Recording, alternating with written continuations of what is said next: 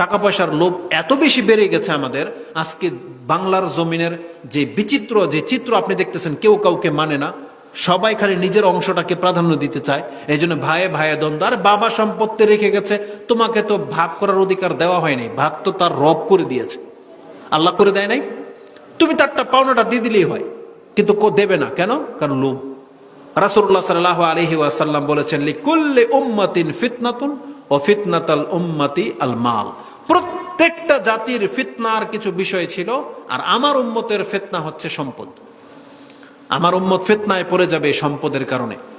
রাসূলুল্লাহ সাল্লাল্লাহু আলাইহি সাল্লাম বলেছেন, না, এই সম্পদের ফিতনা থেকে তুমি বাঁচো। কিভাবে বাঁচবেন? দুই একটা কথা আপনাকে বলে দিই, এটা অত্যন্ত জরুরি একটা বিষয়, যে আজকে এই কথাগুলো জানেন না বিদায় আপনি হারামের প্রতি এতটা বেশি আপনি ঝুঁকে গেছেন।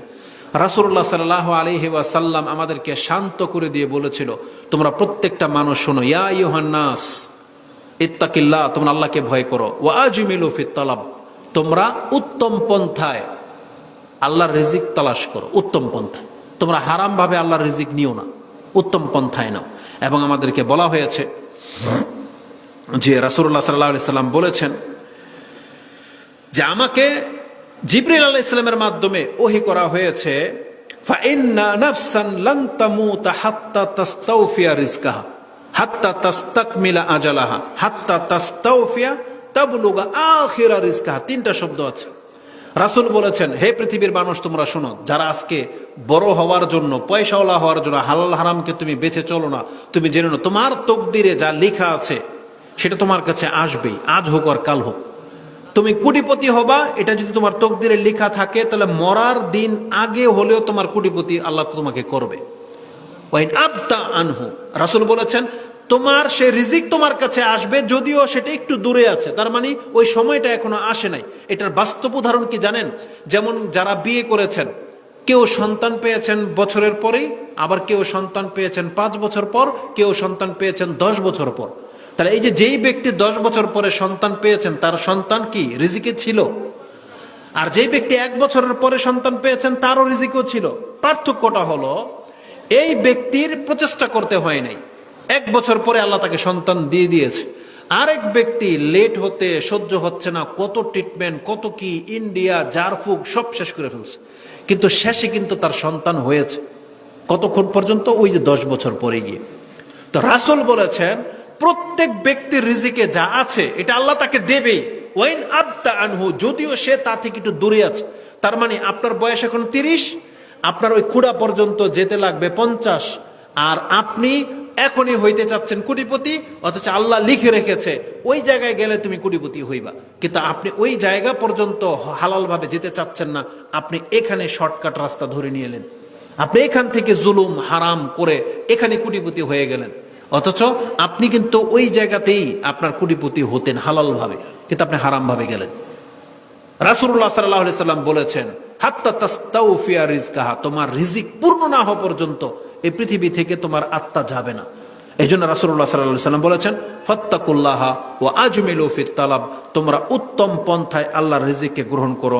খুযু মা হাল্লা ওয়া দাউ মা হারুম, তোমরা ওইটাই নাও যেটা তোমার জন্য হালাল, ওইটা ছেড়ে দাও যেটা তোমার জন্য হারাম করা হয়েছে। এটা আমাদেরকে এখানে নসিহত নিতে হবে। রাসূলুল্লাহ সাল্লাল্লাহু আলাইহি ওয়াসাল্লাম আমাদেরকে অনেক উত্তমভাবে বুঝিয়েছেন।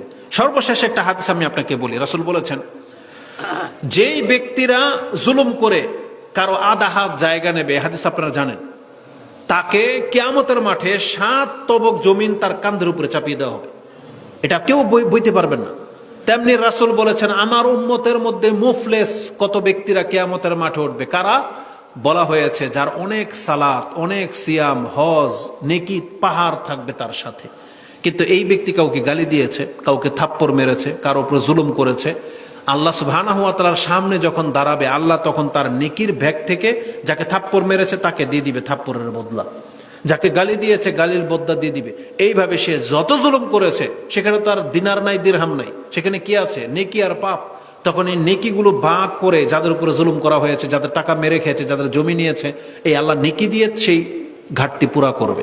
এখন এর নেকির ব্যাগ যখন খালি হয়ে যাবে, তারপরও যদি জুলুম করা ব্যক্তিরা বাকি থেকে যায়, ওর পাপ এনে এর গায়ে চাপিয়ে দেওয়া হবে বদলা।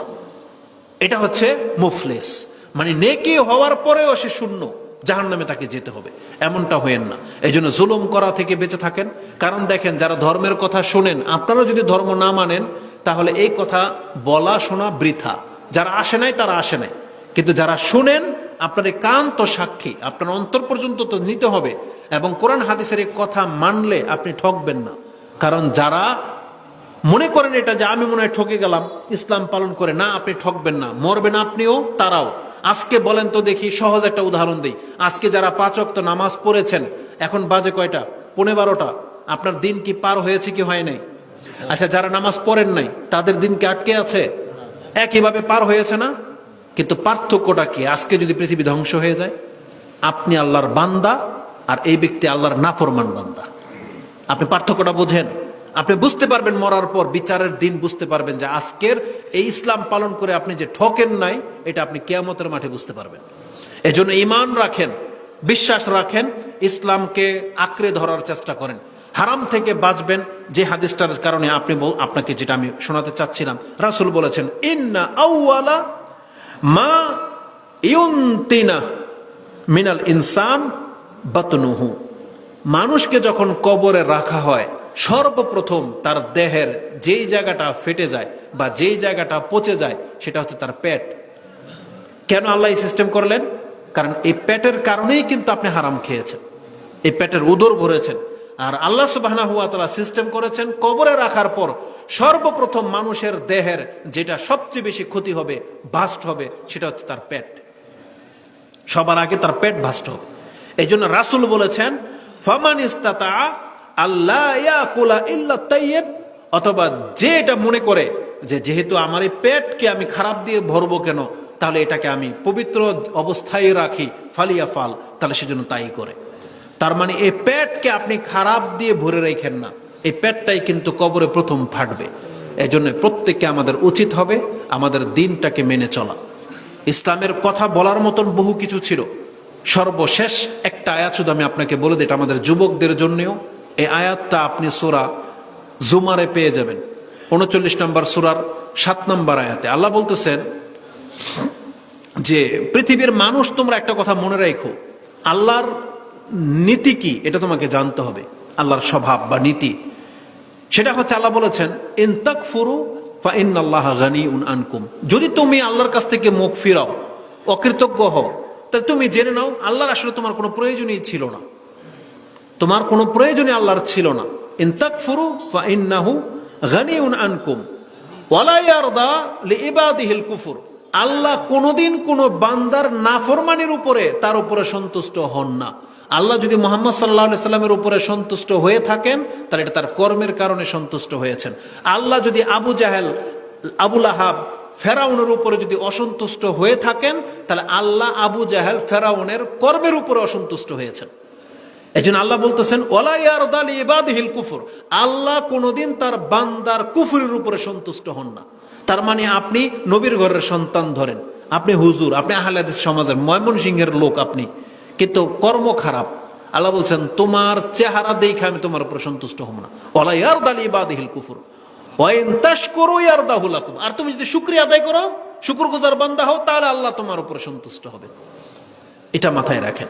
তাহলে আমাদের যুবকদেরকে বলবো, আমরা যতই ফাহেসা কাজ করি না কেন, নেশা, চুরি, দাড়ি, আপনি জেনে নেন আপনি আল্লাহকে সন্তুষ্ট করতে পারবেন না। আল্লাহকে সন্তুষ্ট করতে হলে এই যুবক বয়স থেকেই আমাদেরকে তওবা করে সালাত আদায় করতে হবে, সৎ জীবনযাপন করতে হবে, উত্তম চরিত্রের হতে হবে। আমাদের মহিলাদেরকে আমরা এটাই বলবো, আপনারা ঘরে বসে যেভাবে সময় নষ্ট করেন এবং উশৃঙ্খল জীবন, এটার জন্য আপনাকে সৃষ্টি করা হয় নাই। আপনাকে বুঝতে হবে যে আপনার একজন রব আছে, আপনার বুঝতে হবে আপনি একজন মুসলিম। আপনার চরিত্রটা ইহুদি নাসার নাস্তিক মহিলাদের মতো না, যারা তাদের ব্লাউজ পরে রাস্তায় নেমে যাবে, ঘরে কোনো কাপড় থাকবে না, না, এটা আপনার চরিত্র না। এটা আপনাকে মানতে হবে। আপনি অভাবীর ঘরে, গরিব ঘরে জন্ম হতে পারেন, খিদার তাড়না আপনাকে কষ্ট দেয়, ঠিক আছে, তাই বলে যে আপনি গার্মেন্টসে চাকরি লেগে যাবেন, এর জন্য আপনাকে সৃষ্টি করা হয় নাই। বেহায়ামি আপনাকে ধ্বংসের দিকে ঠেলে দিচ্ছে, এটা আপনি জেনে নেন। আল্লাহ আপনাকে সম্মানিত করে সৃষ্টি করেছেন। অবশ্যই মুসলিম মহিলা হলে আপনাকে 5 ওয়াক্ত সালাত আদায় করতেই হবে, পর্দা করতেই হবে, এর বিকল্প কোনো পথ নাই। আল্লাহ তুমি আমাকে এবং আমাদের মুসলিম ভাইদেরকে কথাগুলো মেনে চলার তৌফিক দান করো।